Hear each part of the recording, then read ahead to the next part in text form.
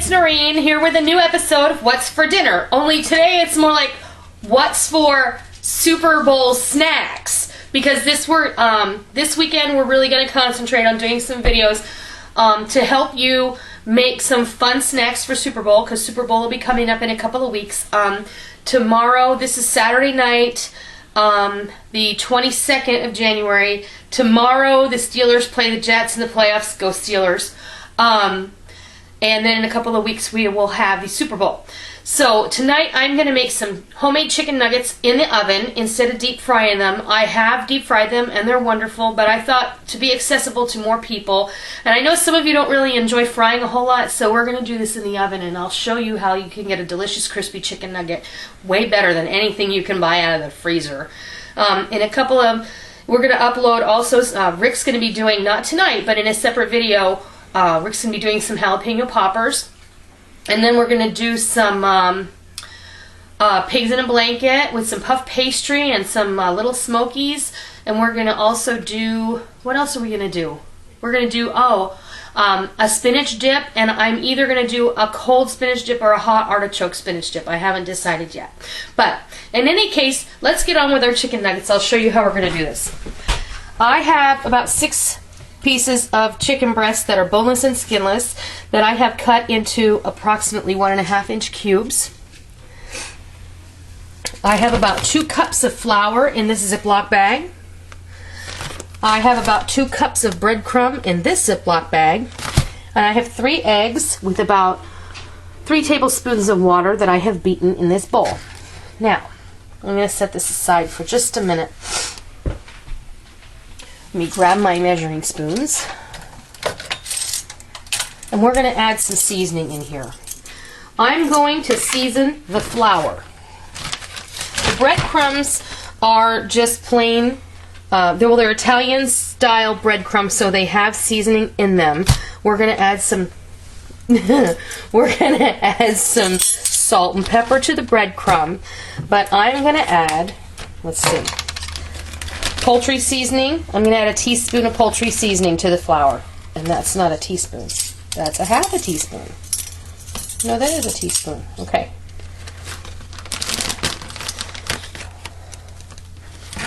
Or as good as you can get it. Because, you know, you're not going to really use all this flour. But we want it to be seasoned up really well. I'm going to throw in some garlic powder. About a teaspoon. I'm just going to shake it in here. And the reason I'm putting it in the flour is because it's a finer mixture and the spices will suspend more easily in the flour. I'm going to add about the same amount of onion powder.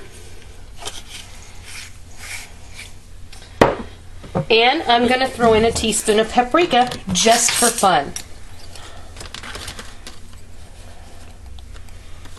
Oops. I'm not going to put all that in there. Thank you.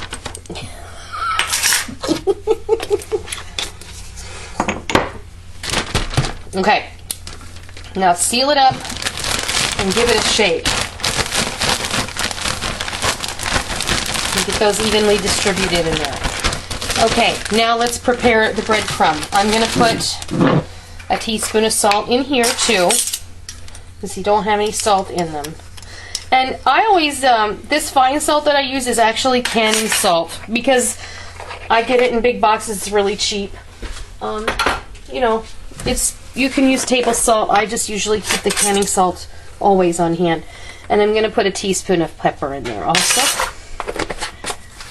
And then we'll seal this bag up and we'll do the same thing. Just get that salt and pepper evenly distributed in those breadcrumbs.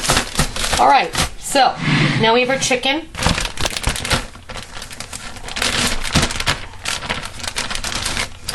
And I'm going to use my hands. Don't freak out. We're going to set up our little station here. Now the way a breading station works is you have your meat, goes into the flour, goes into the egg, goes into the breadcrumb, and then we'll have a plate over here where it goes to, or we'll set it on this pan. Over here I just have a baking pan with a piece of parchment. I've lined the baking pan with some aluminum foil. and we'll go from there. So let's get a few pieces in here. Just toss them around in there, and you are going to get messy. And kind of shake them off really good in your hand. Dunk them in the egg. Get them all out of there. Cover them completely.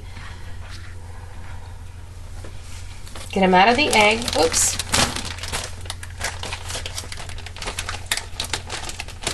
Help me. Okay. Toss them separately in the breadcrumb. And get them good and coated. Then shake them off as you pull them out of the bag and put them on the baking sheet. Now I'm going to go ahead and I'm going to do all this chicken, and I'm going to come back. I have my oven preheated at 350 degrees. I'm going to come back when I have this tray filled up, and I'll show you what it looks like before we put it in the oven. Okay, as you can see, I actually have 2 pans. I had to stop halfway through because I don't want to crowd the pans, and neither do you. You want to give these guys plenty of room in between so that they stay crispy. If they're bunched up, they're going to steam, and you don't want to do that. The other thing I will tell you is, as you're doing this, these get nice and dried out as you're, continue on toward the end. The one thing I will tell you is I did end up adding just about a tablespoon more to the egg. And we're going to do one more thing before we put these in the oven. Get out your can of cooking spray, because it is good for more than just spraying your baking pans. And I want you to lightly spray, because this is nothing more than vegetable oil.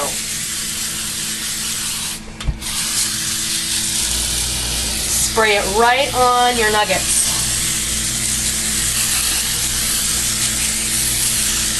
I do this, if I make frozen French fries, I do the same thing. It really helps them to get nice and crispy. And it gives them the flavor that they've been fried. So, I'm going to go ahead and pop these in the oven. I'm going to set my timer for 15 minutes, at which time I'm going to come and I'm going to switch them. I'm going to put the top pan on the bottom rack and vice versa. So when I do that, I'll come back and I'll show you what they look like. Well, it turns out that I looked at them after the timer went off. The timer just went off just a minute ago. And they look done. So the need to switch my pans was unnecessary. I'm just going to take these out of the oven now.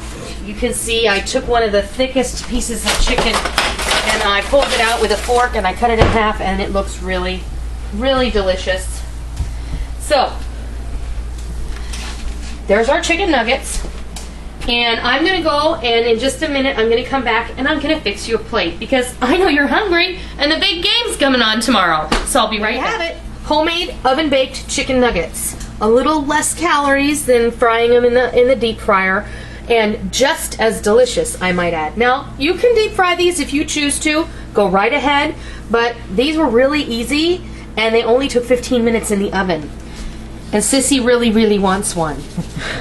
And we just like them with either ranch or barbecue sauce. This is some Sweet Baby Ray's and some ranch dressing. My other favorite is sweet and sour sauce. So go hog wild, dip it in whatever you like. You could even make these buffalo if you dip them in a little buffalo sauce. So I hope you try this, and I hope you enjoy it, and I hope you enjoy the big game tomorrow, whichever team you're rooting for. Until next time, I'll see ya!